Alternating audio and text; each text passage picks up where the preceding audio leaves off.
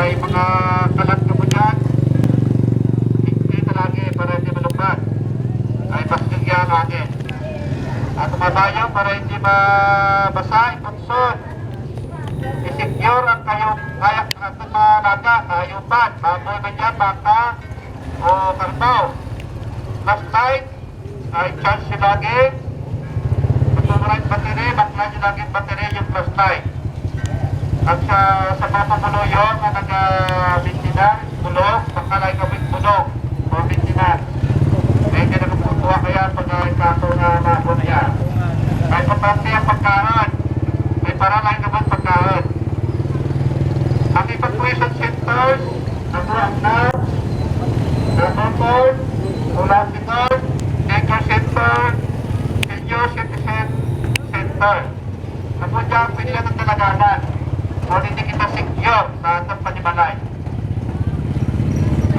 Ng taon yun, yung panimalay, kung may mga kahoy, ang mga desisyon. O namong lari ang mga halit sa atang balay, mga tuba, mga niyog dyan. Ang desisyon, ano, halit yung kahoy nila.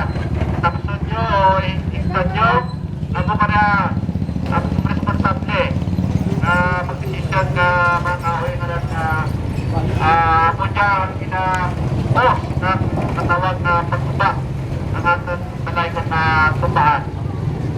At sa mga rapid sa coastal area, sa mga suba, ang bagyo nga dyan may storm siya na dara.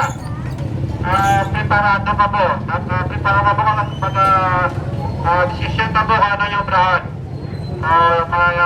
Evacuate ka mo, kinakanan evacuate ka mo.